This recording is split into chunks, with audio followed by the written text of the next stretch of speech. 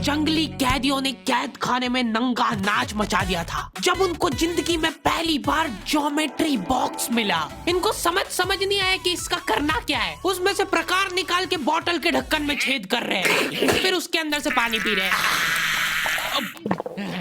आधे बच्चों को पल्ले ही नहीं पड़ रहा है कि ये दो मुंह वाले प्रकार का करना क्या है, तो वो बैठ के उसकी स्ट्रेचिंग खोल रहे हैं। कुछ गांव के लौंडों ने मिलके तो हथियार वगैरह बना लिए थे। ये देख, ये अपने को यहाँ से हुक पकड़ना है, उसके बाद तुम जैसे खींच के इसको छोड़। हाँ, हमारे स्कूल में आसपास के गांव से भी बच्चे आते थे। मेरे को बहुत बढ़िया लगते हैं यार ये बच्चे।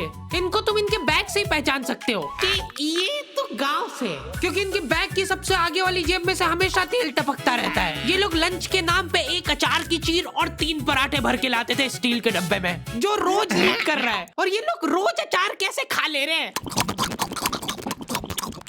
ये लोग स्कूल की बस में ही आते थे, जिसका ड्राइवर था अब्दुल और कंडक्टर रफीक। अब्दुल और रफीक मिलके बसें ड्रिफ्ट करवा देते थे। जान दो, चलो उतर जाओ, आ गया स्कूल। रफीक की स्पेशलिटी थी कि जहाँ से बस निकल ही नहीं सकती वहाँ से भी निकलवा देता था। हाँ, आंदो आएगी, निकलेगी। इतनी जगह में तो 4 बसें पार्क हो जाएंगी। हाँ, जान दो। बस। अब्दुल और रफीक बहुत डेडिकेशन के साथ काम करते थे। बारिश में गांव में बाढ़ आ गई है। गांव वाले बेचारे घर से बाहर नहीं निकल पा रहे हैं। बच्चों ने स्कूल की ड्रेस पहनी थी, वो वापस से खोल दी कि ऐसे मौसम में तो कहाँ ही जा पा रहे हैं स्कूल। इधर अब्दुल और रफीक बस लेके आ गए बाढ़ में। आराम से निकलेगी, आराम से चलने दो। इतनी मेहनत करके जब ये सब स्कूल पहुंच रहे तो पता चल रहा है कि बाढ़ के कारण स्कूल ही बंद है। मेरे को बहुत पसंद है ये बच्चे, क्योंकि ये पढ़ाई को ज्यादा सीरियसली लेते ही नहीं है। ये लोग सारे सब्जेक्ट की एक ही कॉपी बना रहे हैं। टीचर ने कवर चढ़ाने का बोला तो न्यूज़पेपर में लपेट के लिया रहे कॉपी को। ये लो, चाय के कप के निशान दिख रहे यार उस पे। बेटा पेपर तो ढंग का लपेट के लाते। 120 पन्ने की कॉपी में 5 पार्टीशन कर रखे इन्होंने अलग अलग सब्जेक्ट के, और उसमें भी छोटा लिख रहे ताकि कॉपी नहीं भराए। और ऐसा नहीं है कि इनके पास पैसे नहीं है कॉपी लाने के। इनके गांव में इनकी इतनी जमीन है ना कि ये लोग जमीन बेच के अक्खा स्कूल खरीद सकते हैं। वो अलग बात है कि इनको इनकी जमीन का हिस्सा अभी तक मिला नहीं है, क्योंकि चाचा और पापा के बीच में घनघोर मनमुटाव है। दोनों को ऐसा लगता है कि इसने मेरे को धोखा दिया है। धोखेबाज, साथ में मत बोल। देख, मैं यहाँ पे फालतू बात करने नहीं आया हूँ। बात एकदम क्लियर है, मेरे को मिलनी चाहिए पूरी प्रॉपर्टी। अच्छा ठीक है, सबसे पहले तो तू औकात में रहे। तू रहे औकात में। अरे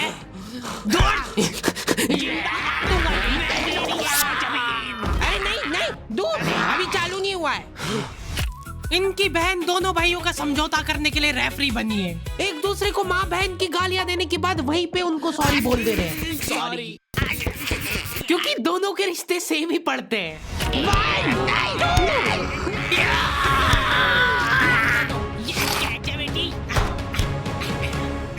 जीत गया।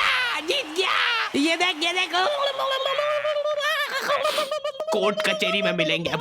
तो अभी तक वो केस चल रहा है और वो चलता ही रहेगा जब तक पापा या चाचा में से कोई मर नहीं जाता। हमारी क्लास के बच्चे बहुत बतौकड़े थे।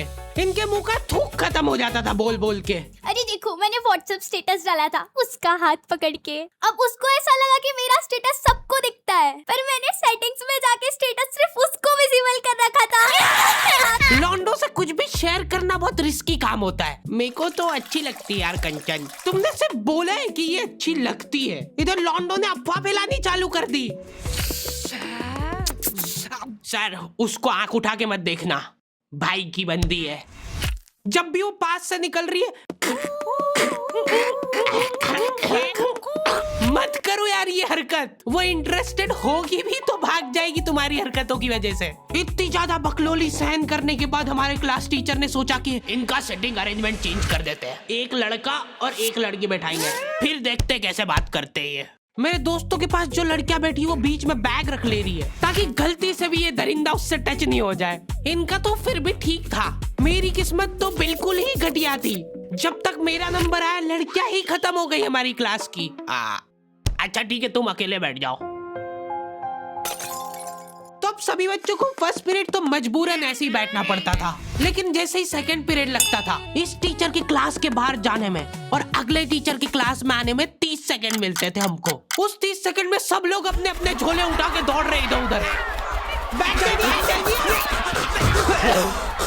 जैसे ही अगला टीचर क्लास में आया, अब बेटा तुम सब हाफ क्यों रहे हो, तो सेकंड पीरियड में सब अपने दोस्तों के पास पहुंच जाते थे। लेकिन लड़कियों को उतनी भी सब्र नहीं है, उनको फर्स्ट पीरियड में भी बात करना है। व्हाट्सएप स्टेटस जो था वो सिर्फ उसको दिखा।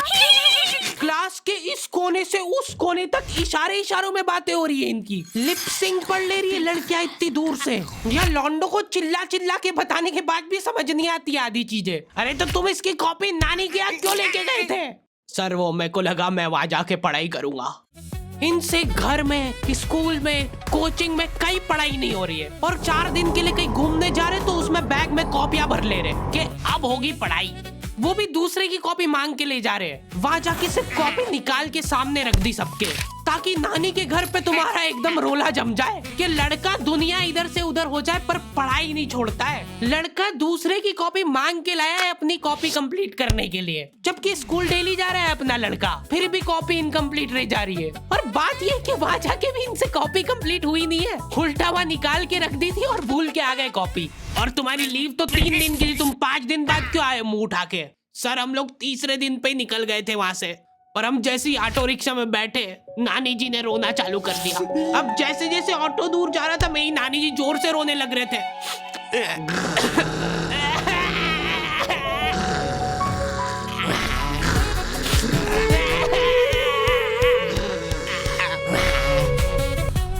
एक पूरा दिन तो इसमें हो गया सर हमारा। फिर अगले दिन मम्मी ने उतर के नानी जी को समझाया, रो मत मम्मी, ऐसे रो मत, रो मत रो। उन्होंने रोते रोते समझाया कि मत रो। आधा दिन ये चला, फिर आधे दिन ऑटो वाले ने वापस से मजे लिए।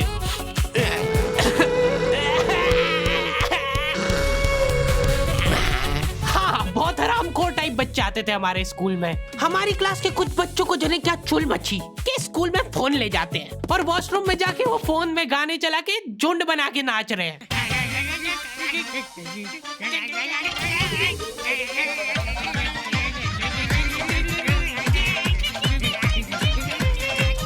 उधर साइड में लाइन डिस्टर्ब हो गई यार उन बच्चों की जो कांच में बाल बनाने के लिए लगी है। वॉशरूम में मूतने से ज्यादा लंबी लाइन बाल जमाने के लिए लगी होती थी। और तुम गौर से देखोगे इनको तो पता चलेगा कि सब लोग सेम ही चीज कर रहे हैं। बाल गीले करके अपनी जेब से कंघा निकाल रहे गोल वाला, उसके अंदर 2 उंगली फंसा रहे और फिर बाल खड़े कर रहे हैं।